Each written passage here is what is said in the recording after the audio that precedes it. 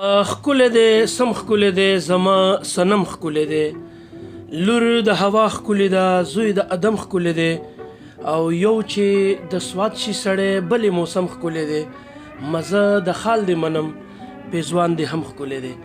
بسم الله الرحمن الرحیم. السلام علیکم ورحمت الله وبرکاتو. د ادبي رنګونو یوې نوې مرکې سره ستاسو مخ په وړاندې یم شمس شینواری یم او دا مهال موږ سره د سوات ډیر ښایسته لیکوال ډیر ښایسته شازلمې او څنګه چې ما دغه شعر ووي او سره تړلي دغه سره یو مصره هم دغه شاعر صاحب دپاره ډالۍ کومه چې ته د سوات نه یې دروغ وایې او نه دې رنګ سپین دی نه دې سترګې غټې دي نه خو مونږ که وګورو په شیشه باندې تاسو ګورئ دغه شازلمې یقینا د سوات د ښایسته او رنګینې خاورې سره بالکل دغه مصرې سره پیوست دی. نو ملګرو راځو د موږ سره نننی کوم شاعر دی میلمه د تعارف کوو. د سوات د شانګلې د ښکلې سیمې سره تعلق لري مصباح الدین مصباح صاحب را سره ناست دی. دغه نه به دغه د ژوند حالات کلام او د هغه د نورو هلو ځلو په حوالې سره خبرې کوو او دغه نه په اوله کې موږ ډېره مننه کوو چې موږ ته ټیم را کړی دی او هغه سره باقاعده خپله مرکه مخ په وړاندې بوځو.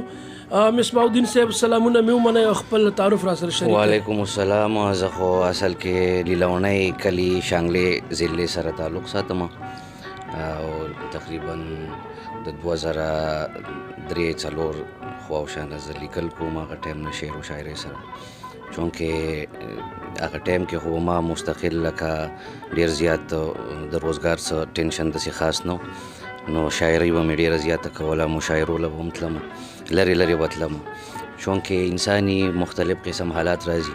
دانش بای ناست دی چونکې موږ یو ځای پاتې شوي یو دغه حالات هم لیدلي دي چې څومره سختې موږ تېرې کړي دي او بل پښتانه خو دیم داسې چې هر سړی لکه سختې دیو ته ټیل وایي که نه نو حالانکې په پښتنو کې ټیلنټ زیات دی په دې کې ښه شاعران دي پټ اوس هم ګرځي ښه لیکوالان دي د کار خلک دي چونکې هغه د ژوند د ستونزو نه وزګار نه دي د ژوند ستونزې هغه دې ته نه پرېږدي چې هغه خپل چې کوم اصل کار دی خپل ژبې له یعنې ترقي ورکړي د هغې دپاره څه وکړي.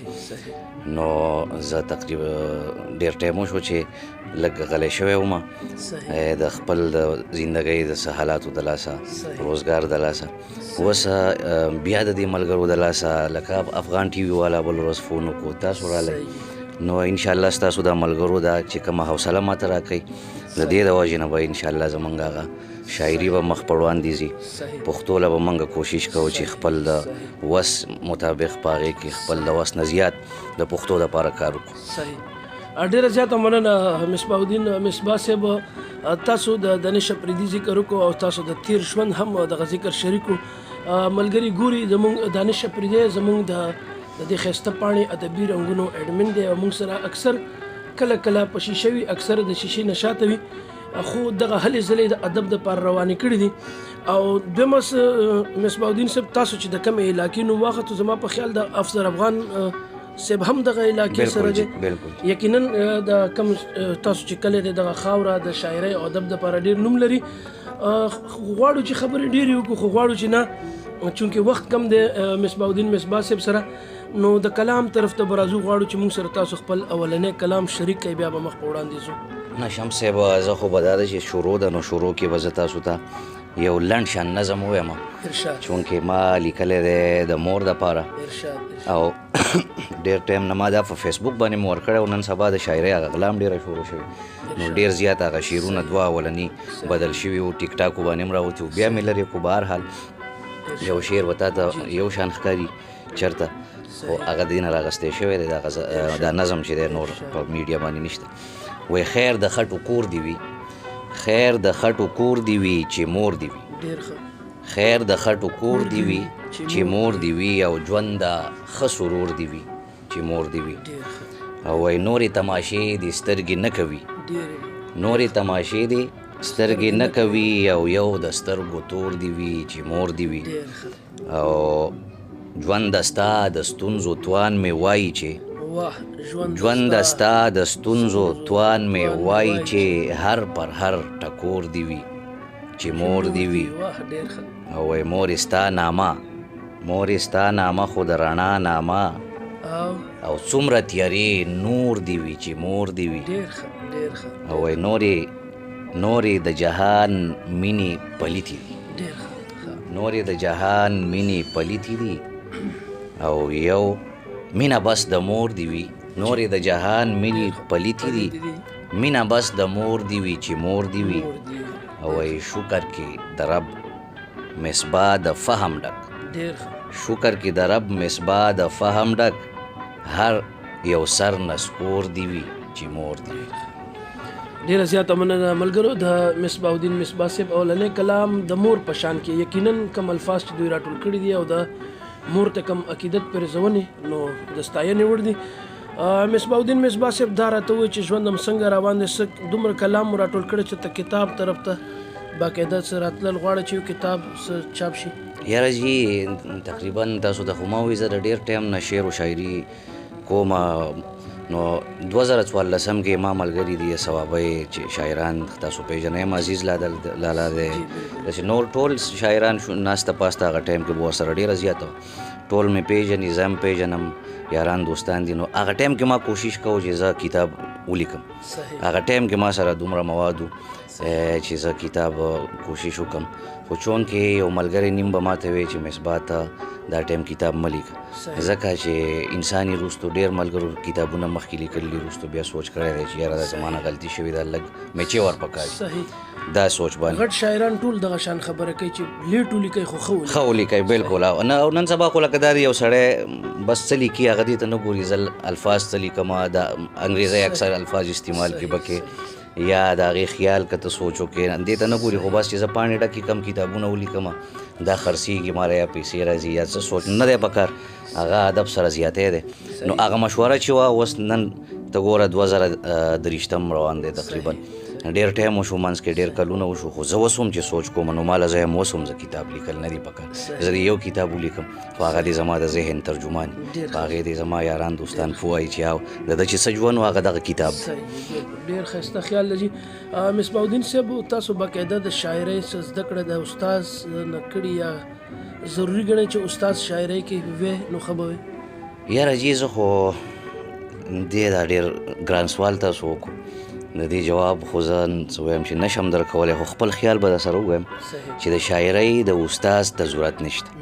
دا چې کوم الهام دی چې کوم د الله له طرفه دی د هغې الله استاذ دی، ځکه نبی علیه السلام ما خیال فرمایي غلط بشم عالم نه یم چې شاعران چې دي دا تلامیذ الرحمن دي.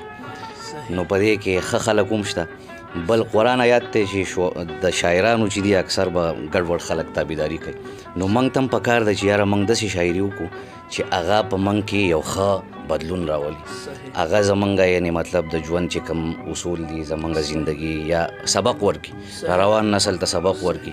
لکه تاسو غټ شاعران وګورئ که نه، رحمان بابا شو، حمزه بابا شو، غنی خان شو، نو هغو څه مقصد ورکړی دی. ټیک دا مجاز شاعري به هم ډېره کړي، مجاز به پکې مې، خو د هغو په مجاز کې هلته حقیقت پروت دی. نو عام سړی په هغې نه پوهېږي چې یاره دې سړي دا ویلي دي، هغه خو هلته مخامخ هغه سوچ کوي که نه، نو هغې کې دنده یو جوهر هغه الله طرف ته زیات تلي.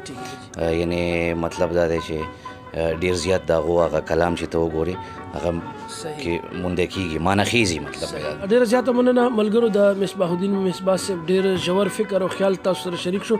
راځو غواړو چې د مصباح الدین مصباح صاحب نه یو بل د کلام ښایسته نمونه تاسو ته ډالۍ کړو. آباد اوسئ. ستاسو دپاره به زه لرې نه راغلی یم، ما پسې ډېر زیات ستړي هم شوئ.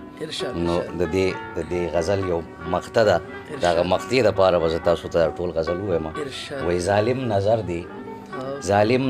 دی له سینې نه زړګی سم واخلي، او نازک زړګی لکه لمبه د جهنم واخلي، او خیر که ایره شي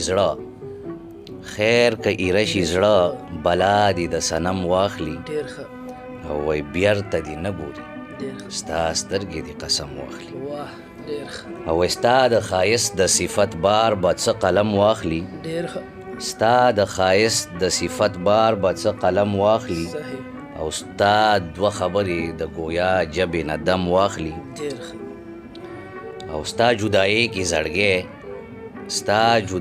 کې زړګی دا رنګه ماتم واخلي، لکه ادم چې جنت پریږدي او غنم واخلي غنم واخلي. ډېر ښه. ستا جدایي کې زړګی دا رنګ ماتم واخلي ډېر ښه.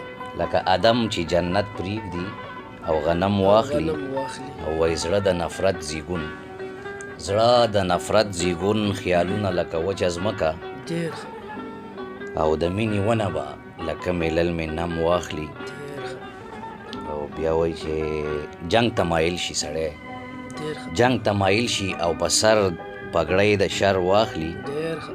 جنگ ته مایل شي او په سر پګړۍ د شر واخلي ځینې سړی چې سندونه د اتم واخلي ډېر ښه. او وای چې عادتونه او خویونه ټول له غیرو زده کړي واه. لکه پمن چې د یو بل پمن نه پم واخلي ډېر ښه. ډېر ښه. او وای هغه کرکجن کارونه دا شعر په یو سوچ ما لیکلی دی تاسو یې واورئ ډېرو ملګرو پې لږ مې شاته اورولی نو لږ خبرې پکې کړې وې چې یاره صحیح. وایي چې عادتونه او خویونه ټول دا بل شعر دی صحیح. هغه کرکجن کارونه واو. هغه کرکجن کارونه تیر ټول روا شوي دي نن واه. هغه کرکجن کارونه تیر ټول روا شوي دي نن ډېر ښه. وس د چاپلار به دغه ډم ته نوم د ډم واخلي ډېر ښه. او وای مینه ناپید ده مینه مقتدا ده تاسو ته چې مې ویلې دپاره د غزل وایم مینه ناپید ده او مصباح خو ټول په مینه پایم ډېر ښه. مینه ناپید ده او مصباح خو ټول په مینه پایم ډېر ښه. زړه چاله لاړ شي هله یار ورته قدم واخلي ډېر ښه. ډېر ښه. زه درنه لاړم په غرونو باندې واوړېدمه خو دلته هم ستا په یادونو باندې واوړېدمه او څوک هم خدای حسن پرسته پیدا کړی یم سواد ته راتلمه په جنګونو باندې واوړېدمه. ملګرو ډېر ښایسته کلام او د ډېر ژور فکر سره تاسو واورېدو د مصباح الدین مصباح صاحب نه. یقینا په دغه کلام کې چې کوم رنګونه ښکاري نو تپوس او سوال مې جوړیږي چې خاندان کې یا تاسو په نږدېوالي کې داسې د شاعرۍ سره نور ملګري څوک ذوق لري یا ادب سره نږدې؟ یاره زه خو لیلونی میا خاندان سره تعلق ساتم چونکې د لیلونی ځمکه ډېره زرخیزه ځمکه ده د ادب په حوالې سره ډېر ښه خلک تیر شوي دي. تا به ډاکټر خورشید بابا نوم اورېدلی افضل افغان ملګری م دی موږ یو ځای شعر و شاعري شروع کړې ده رحیم شاه بلبل امان الله که ګران باچا ملنګي دا نوي چې کوم دي یعنې ډېر دي داسې ډېر خلک خو داسې دي چې هغه بالکل مخې ته د سره راغلي دي ښه شاعري کوي ښه لیکل کوي یا چونکې د هغو خپل د مجبوریانو د لاسه به یا ورته زمونږ که ته وویله دی چې کوم سترګه ده زمونږ میډیا ده د هغې فکر شوی نه نو هغه پټ پراته دي نو ډېر دي پکې ماشاءالله لیلونی کې ښه شاعران شته ښه شاعران پکې اوسېږي. صحیح. ډېره زیاته مننه ملګرو مصباح الدین مصباح صاحب چې د کومې علاقې زیرو د کومو شاعرانو ذکر یې وکړو. یقینا دغه خاوره ډېره زرخیزه ده خو ډېر خلک بیا لکه د مصباح الدین مصباح په شان صاحب په شان د میډیا نه شاته پاتې شوي او لکه افضل افغان صاحب که مونږ وګورو هغه زموږ د پښتو د ادب د پښتو د کلتور یو شمله ده او هغه چې کوم طریقې سره بیا شاعري راوچته کړه زلمی کول کې هغه د ادب دپاره کم نوم کړی نو یقینا دغه علاقه به پې ویاړ کوي زموږ ټوله پښتونخوا ټول پښتو کام پت به پې ویاړ کوي. نو مصباح الدین صاحب ټیم هم ستاسو قیمتي دی یو کلام به درنه بل غواړو بیا به غواړو چې تاسو خپل پیغام شریک کړئ او موږ دغه مرکه راټوله کړو. تاسو یو سوال وکړو هغه منځ کې زموږ نه ګډوډ شو د شاعرۍ دپاره د استاز خبره وه نو موږ لږ بل طرف ته لاړو نو زما خپل ذهن دا دی چې شاعري سټارټ کړي چې ته شروع کړې د هغې زه استاز داسې نه یي چې یاره تا ګایډ کړي تا ته وایي چې دا داسې لیکلی کېږي یا څه. بهرحال د شاعرۍ چې کوم مطلب ښه شاعران دي د هغو سره ناسته پاسته د هغو سره یعنې خیال د هغو الفاظ د هغې کې بیا ته کولی شي چې یاره ستا دغه ناستې پاستې نه مشاعرو نه د ښه خلکو سره د پوه خلکو سره مطلب دا دی نو هغې کې بیا ستا په شاعرۍ کې نور هم یعنې ښکلا راځي. یو د لنډ بهر غزل به سره شریک کړم وایي دا مې ډېره خوښه ده دا مې ډېره خوښه ده او دغه د زړه غوښه ده او وایي ستا د سترګو نښه ده ستا د سترګو نښه ده دلته زړه کې ښخه ده او وایي دا د دیسمبر د میاشت دا د دیسمبر د میاشت شپه د څومره یخه ده ډېر ښه او وای دا مچۍ چیچل کوي، ډېر ښه دا مچۍ چیچل کوي، قار ده و دوزخه ده. ډېر ښه او وای شاته بیخي نه ګوري، شاته بیخي نه ګوري، زی ورزي په مخه ده. په مخه ده. ډېر او وای ستا لږه وینا د رب، واه ستا لږه وینا د رب، نوره ستا د ترخه ده. ډېر ښه وای بیا مصباح غزل لیکي، ډېر ښه بیا مصباح غزل لیکي او ستا د مینې کښه ده. آباد اوسئ، ډېره مننه چې ډېر لرې نه راغلی. ډیره زیاته مننه ملګرو. دا و مصباح الدین مصباح صاحب موږ ته ډېر خپل قیمتي وخت راکړو، خپل ښایسته کلام او خوندور ژور خیال او فکر را سره شریک وو.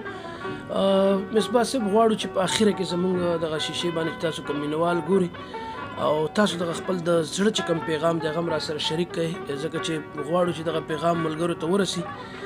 آیا چې پښتون ترقي غواړي او زموږ نوی کول مخ په وړاندې ونازول شي او ښه مقام هم وي، څه وایي دغه ملګرو ته چې تاسو په شیشه وګورئ، خپل پیغام را سره شریک کړئ. تنو دپاره خو به زه دا پیغام ورکړم چې دا د دنیا چې دی دا غیرتي قوم دی، دا جفاکش یعنی محنتي قوم دی. دا مطلب چې کم کار دی کوي او کول غواړي نو هغه دی سر ته رسوي، ا دې کولی شي. په ده کې هر قسمه خلک موجود دي، په ده کې ډاکټر شته، په ده کې ساینسدان شته، په ده کې پایلټ شته، خو چونکې هغه زمونږ د غربت زمونږ د حالاتو د لاسه هغه کباړ کې ګرځي، هلته نه تیلی. هغه ډاکټر هغه انجینیر هلته کباړ ټولی ماشوم، په هغه کې دن د هر قسم انسان پروت دی. نو موږ ته پکار ده چې موږ خپل قوم مخ په وړاندې بوځو، یعنې یو بل سره په تعلیم کې کوشش وکړو چې زمونږ قوم دې تعلیم وکړي، موږ دې پوهه خلک جوړ شو، یعنې موږ دې هغه شر شاتار هغه جنګ جګړې چې کم تیر شوی زمونږ اوسه پورې هغه لږ تور داغ راغلی دی که نه، هغه دې موږ پرېږدو او یو بل دې د پرمختګ لارې موږ وکړو.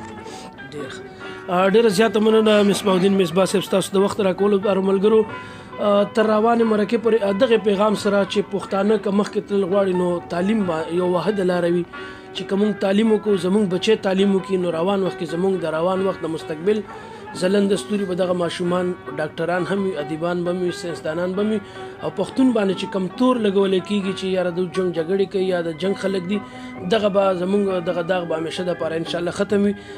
تر روانې مرکې پورې ستاسو قربا شمس شینواری سره د خپل همکار دانش افریدي او د زموږ ګران میلمه شاعر مصباح الدین مصباح صاحب سره اجازت راکوئ. بیا به راځو ستاسو ته به نوي مرکې راوړو. د الله په امان.